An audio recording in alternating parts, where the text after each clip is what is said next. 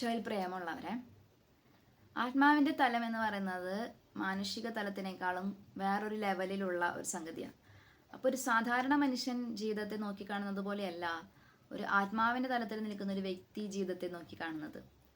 അപ്പം ഈ ഈയിടെ എൻ്റെ ആത്മാവിൽ ദൈവം നടത്തിയ അല്ലെങ്കിൽ എൻ്റെ ജീവിതത്തിൽ ദൈവം നടത്തിയ മാറ്റം എന്ന് പറയുന്നത്, ഞാൻ എപ്പോഴും അതായത് ഞാൻ വളരെ സങ്കടകരമായിട്ടുള്ള അല്ലെങ്കിൽ സംഘർഷങ്ങൾ നിറഞ്ഞൊരു പാസ്റ്റ് ഉണ്ടായിരുന്നു.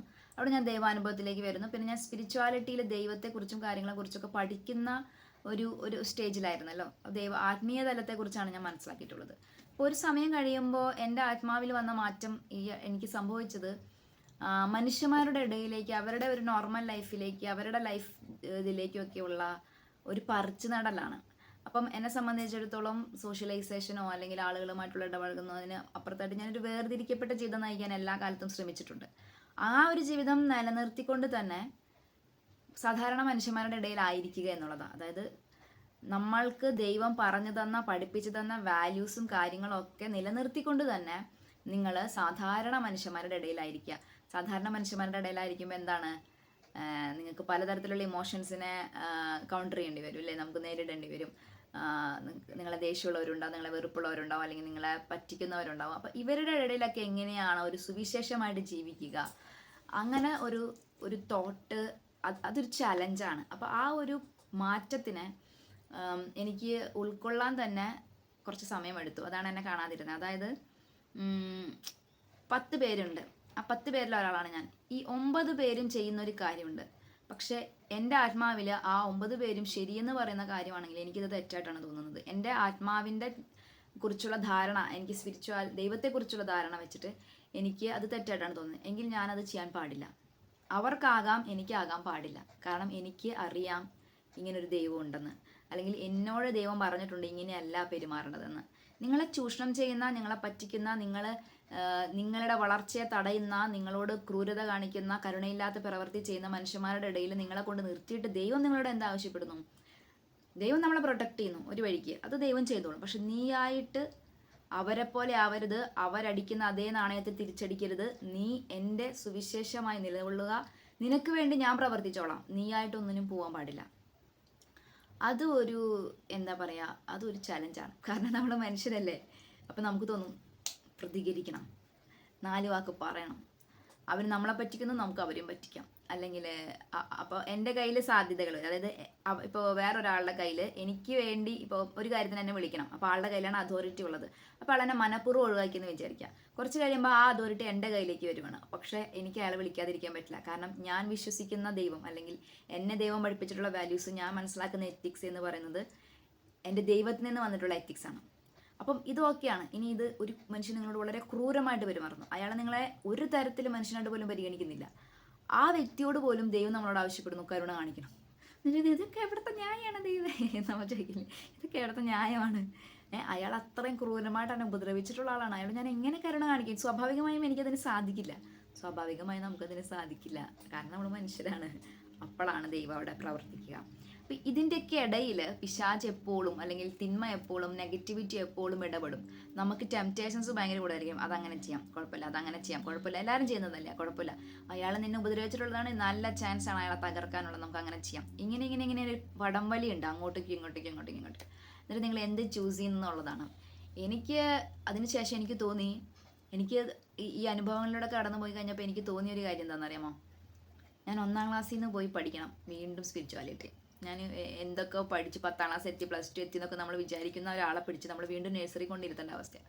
ഞാൻ ഇന്നലെ മാതാവിനോട് പ്രാർത്ഥിച്ചു, മാതാവേ, ആദ്യകാലങ്ങളിൽ നമ്മൾ മാതാവിനോട് പ്രാർത്ഥിച്ച് ഈശോയിലേക്ക് എന്ന് പറയുന്ന ആ ഒരു തത്വം ഉണ്ടല്ലോ, അത് ആദ്യകാലങ്ങളിൽ മാത്രമല്ല. ഞാൻ വെച്ചാൽ ഓക്കെ, നമ്മൾ ഈശോയിലേക്ക് എത്തി, ഇനിയിപ്പോൾ മാതാവും ഈശോയും ഒന്നിച്ചുണ്ടല്ലോ എന്ന്. അതല്ല, നമുക്ക് ഈ സംഘർഷങ്ങളുടെ ഇടയിൽ ഈശോ ഒരു സ്നേഹം കൊണ്ട് പറയട്ടെ, ഈശോയ്ക്ക് എന്താണ് ഈശോ എന്താ ഇങ്ങനെയായി പോയി അല്ലേ? കുരിശിലെടുക്കുമ്പോഴൊക്കെ ഒരാളോട് എങ്ങനെയാണ് ഈശോയ്ക്ക് പറയാൻ പറ്റുന്നത്? സാരല്ല, അത് അവരുടെ തെറ്റല്ല, സംഭവിക്കാനിരിക്കേണ്ടതാണ്. ആ ഒരു മനോഭാവത്തിൽ എങ്ങനെ ഇരിക്കാൻ പറ്റുന്നത്? അപ്പം നമുക്ക് ഭയങ്കര സ്നേഹമാണ് ഈശോയോട്. അപ്പോൾ ഈശോ അങ്ങനെ പറഞ്ഞാൽ പിന്നെ അങ്ങനെ ചെയ്യാം, അല്ലാണ്ട് ഇപ്പം എന്തോ ഓപ്ഷൻ? അപ്പം നമ്മളെ ഇങ്ങനെ ഒരാൾ പിച്ചി ചീന്തി കൊണ്ടിരിക്കുകയായിരിക്കും. അപ്പോൾ നമ്മൾ പറയണം, അത് അവർക്ക് എന്തെങ്കിലും കാരണം ഉണ്ടായിരിക്കും. ഏത്? അവർക്ക് എന്തെങ്കിലും കാരണം ഉണ്ടായിരിക്കും അങ്ങനെ ചെയ്യാൻ. അവരതായിരിക്കും മനസ്സിലാക്കി വെച്ചിട്ടുണ്ടാവുക. അവർക്ക് അതിനെക്കുറിച്ച് അറിവില്ല. ഓ ഗോഡ്, അങ്ങനെയൊക്കെ ചിന്തിക്കാൻ പറ്റണമെങ്കിലേ നമ്മൾ നോർമൽ മനുഷ്യരല്ല. അപ്പം അത് ആ ഒരു വടംവലിയാണ് എൻ്റെ ഉള്ളിൽ നടന്നുകൊണ്ടിരിക്കുന്നത്. എനിക്ക് അയാളെ ദ്രോഹിക്കാനുള്ള 100% റൈറ്റ് റീസൺസ് ഉണ്ട്. കാരണം അയാൾ അങ്ങനെയാണ് എന്നോട് ചെയ്തിട്ടുള്ളത്. പക്ഷേ എനിക്ക് അങ്ങനെ ചെയ്യാൻ പാടില്ല. കാരണം എന്താ? I love Jesus. I love Jesus എന്ന് പറയുമ്പോൾ ജീസസിൻ്റെ അടുത്തേക്ക് നോക്കുമ്പോൾ നമുക്ക് കിട്ടുന്ന ഒരു എക്സ്പീരിയൻസ് ഉണ്ടല്ലോ, എല്ലാ കാലത്തും നമ്മളോട് വിശ്വസ്തത പുലർത്തിയിട്ടുള്ള ഒരു ഈശോ. പക്ഷേ ഈ സംഘർഷങ്ങളുടെ ഇടയ്ക്ക് അങ്ങോട്ടേക്ക് നോക്കുക എന്നുള്ളതാണ് ഏറ്റവും വലിയ ചാലഞ്ച്. കാരണം ഇത്രയൊക്കെ ദ്രോഹിക്കപ്പെട്ടുകൊണ്ടിരിക്കുമ്പോൾ, ഇത്രയൊക്കെ നമ്മളെ വേദനിപ്പിച്ചുകൊണ്ടിരിക്കുമ്പോൾ നമ്മൾ ഈശോയിലേക്ക് എങ്ങനെ നമുക്ക് നോക്കാൻ പറ്റും? നമ്മൾ ഡിസ്റ്റർബ്ഡ് ആയി പോയില്ലേ നമ്മുടെ മൈൻഡ്? ഞാനൊരു സാധാരണ മനുഷ്യൻ്റെ ചിന്തകളാണ് പറഞ്ഞത് കേട്ടോ, ഒരു പ്രബോധ അങ്ങനെ ഒന്നുമല്ല പറയുന്നത്. അപ്പോൾ ഇത്രയും നിങ്ങളുടെ ഭാര്യ നിങ്ങളെ ഉപദ്രവിച്ചുകൊണ്ടിരിക്കുക, നിങ്ങളുടെ ജോലി സ്ഥലത്ത് നിങ്ങൾ നേരിട്ടുകൊണ്ടിരിക്കുക പ്രശ്നങ്ങൾ, നിങ്ങളുടെ സമൂഹത്തിൽ നിങ്ങളുടെ പ്രശ്നങ്ങൾ. അപ്പോൾ നമ്മളെങ്ങനെ ഈശോയിലേക്ക് നോക്കണം? ആ ഒരു സ്പേസ് എങ്ങനെ നമുക്ക് ഉണ്ടാക്കിയെടുക്കാൻ പറ്റുക? അതാണ്. അതിനു മുമ്പ് എപ്പോഴെങ്കിലും ഒക്കെ നിങ്ങൾ അവൻ്റെ സ്നേഹത്തിൻ്റെ ചൂട് അനുഭവിച്ചിട്ടുണ്ടാകും. ഞാനത് അനുഭവിച്ചിട്ടുള്ളത് കൊണ്ട് എനിക്കറിയാം. അവൻ്റെ നെഞ്ചോട് ചേർന്നിരിക്കുമ്പോൾ കിട്ടുന്ന ഒരു ചൂടുണ്ടല്ലോ, ആ ചൂട് ഭയങ്കര രസമുള്ള ചൂടാണ്. അതായത് അതൊരു ഭയങ്കര പ്രൊട്ടക്ഷനാണ്. അപ്പോൾ നമുക്ക് ലോകത്തെ ഉപേക്ഷിച്ച് അവൻ്റെ നെഞ്ചിലേക്ക് തന്നെ പോകാൻ തോന്നും. അതൊരു അനുഭവത്തിൽ നിന്നുണ്ടാകുന്നതാണ്. അപ്പോൾ എപ്പോഴൊക്കെയോ ദൈവം ഞാനിങ്ങനെ ആലോചിക്കും, ഓക്കെ ഇപ്പം ഞാൻ പറയുന്നു അവരെന്നോട് മോശമായിട്ട് പെരുമാറുന്നത് കൊണ്ട് എനിക്ക് ഞാനും അങ്ങനെ പെരുമാറാമെന്ന് ഞാൻ പറയുന്ന തലത്തിലേക്കെങ്കിലും എന്നെ എത്തിച്ചത് എന്താ?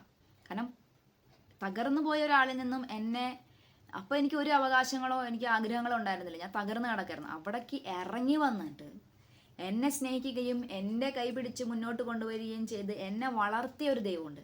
എല്ലാ കാലത്തും എന്നോട് വിശ്വസ്തത പുലർത്തിയൊരു ദൈവമുണ്ട്. മനുഷ്യരൊക്കെ എന്നെ ഇട്ടിട്ട് പോകുമ്പോഴും കുറ്റപ്പെടുത്തിയപ്പോഴും എൻ്റെ കൈ പിടിച്ച് നിന്നൊരു ദൈവമുണ്ട്. എന്നെ ചേർത്ത് നിർത്തിയൊരു ദൈവമുണ്ട്. എനിക്കൊരു ഭാവി ഉണ്ടെന്ന് പറഞ്ഞാൽ എന്നെ പ്രചോദിപ്പിച്ച, നീ അത് ചെയ്യണം, ഇത് ചെയ്യണം, പഠിക്കണം, വളരണം എന്നൊക്കെ പറയാം. ഒരു വ്യക്തിയെ പോലെ എന്നെ സ്നേഹിച്ച, എന്നെ വളർത്തിയ എൻ്റെ ഈശോയുണ്ട്. ഞാൻ ആരോടാണ് വിശ്വസ്തത പുലർത്തേണ്ടത്? അല്ലെങ്കിൽ ഞാൻ എന്തിനോടാണ് റിയാക്ട് ചെയ്യേണ്ടത്?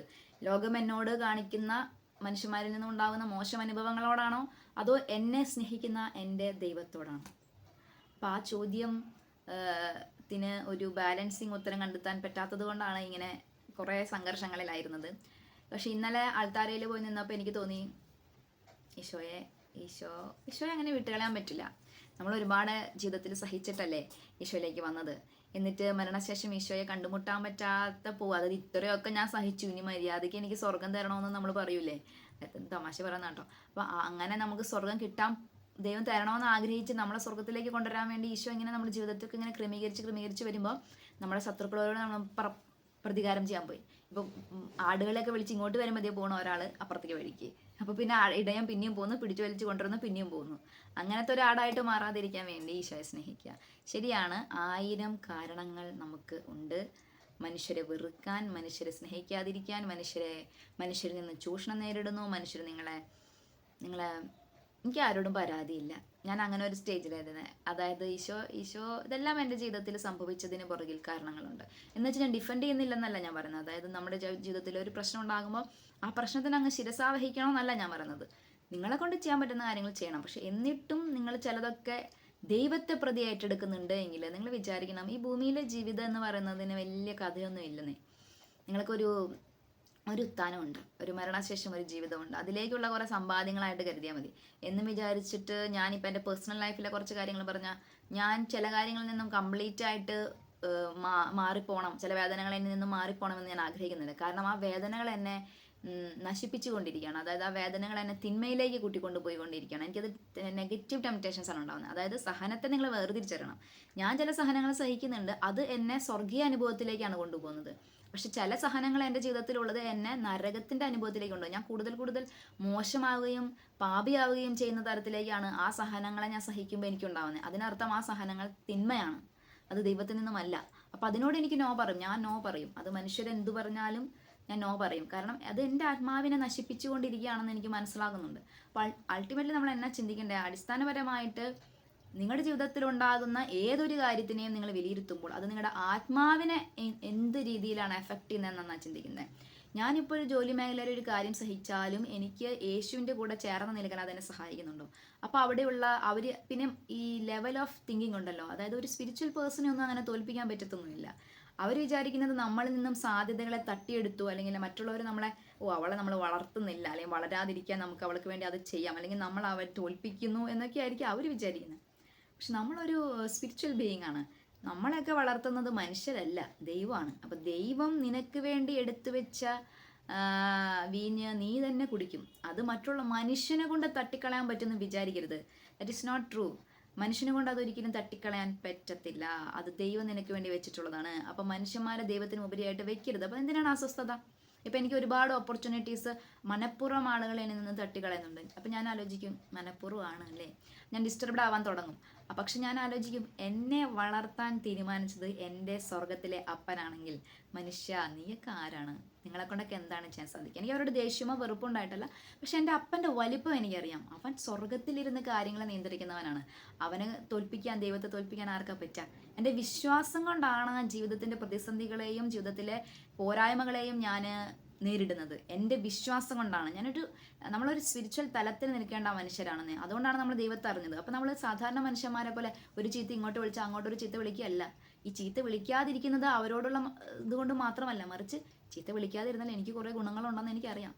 എനിക്ക് വേണ്ടി പൊരുതുന്നതും എനിക്ക് വേണ്ടി സംസാരിക്കുന്നതിനും എൻ്റെ ദൈവം, പ്രവാചകൻ പറഞ്ഞ പോലെ, നീ കാണുന്നുണ്ടോ? നീ കണ്ണു തുറന്ന് നോക്ക്. നമുക്ക് ചുറ്റും ഒരു സ്വർഗീയ സൈന്യമുണ്ട്. സ്വർഗത്തിലെ ദൈവം നമുക്ക് വേണ്ടി ഇറങ്ങി വന്നിട്ടുണ്ട്.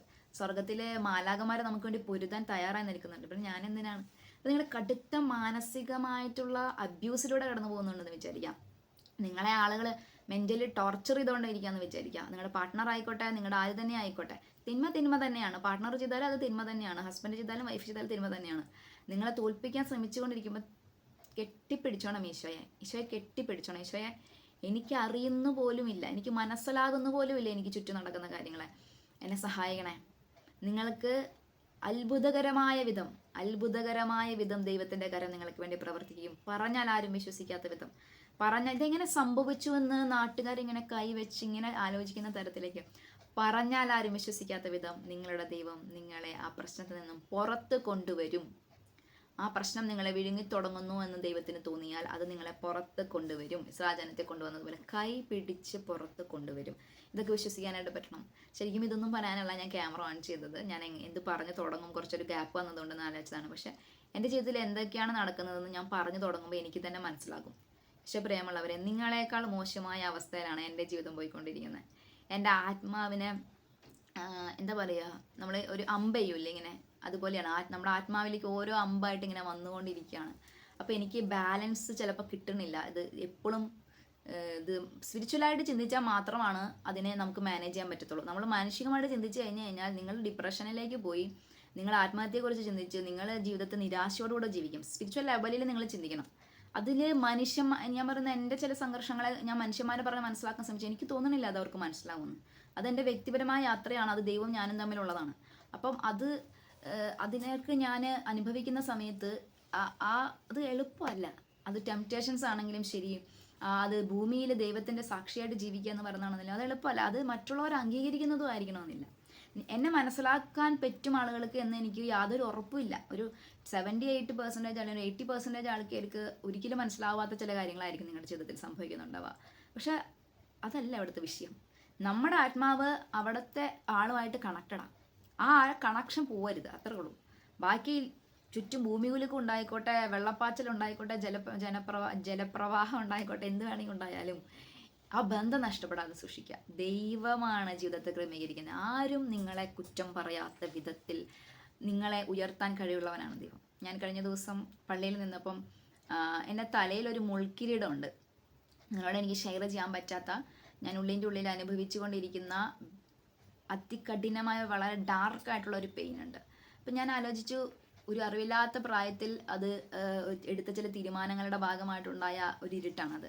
അന്ന് ഞാൻ ഈശോയിലേക്ക് നോക്കി തന്നെയാണ് ആ തീരുമാനങ്ങളൊക്കെ എടുത്തത്. അപ്പം ഞാൻ ഇങ്ങനെ ഒരു വിഷൻ കാണുകയാണ്, ഒരു മുൾ കിരീടം തലയിൽ നിന്ന് എടുത്തു മാറ്റി ഒരു സന്തോഷത്തിൻ്റെ കിരീടം, അതൊരു ഫ്ലവറിൻ്റെ ആണോ അതോ അതൊരു കിരീടം പോലെയാണോ എന്നറിയില്ല, അത് നമ്മുടെ തലയിൽ വെച്ച് തരുവാണ് ദൈവം. സഹനത്തിന് എക്സ്പയറി ഡേറ്റ് ഉണ്ട്. ജെറുസലേം എപ്പോഴും പുനരുദ്ധരിക്കപ്പെടും. ജെറുസലേം പുനരുദ്ധരിക്കപ്പെടും.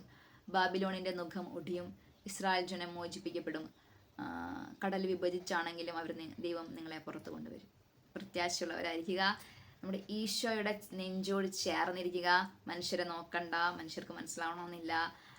യേശുവിനോട് ചേർന്നിരിക്കുക. അതായത് അൾട്ടിമേറ്റ് പവർ, ഒരു അസാധാരണമായ ശക്തി, അല്ലെങ്കിൽ ഒരു ലോകത്ത് മുഴുവൻ ഭരിക്കുന്ന ഒരു പവർ. ഇതിലും വലിയ പവർ ഇല്ല ഈ ലോകത്തിൽ. അത്രയും ശക്തനായവൻ്റെ നെഞ്ചിലാണ് നീ ചാരിക്കിടക്കുന്നത്.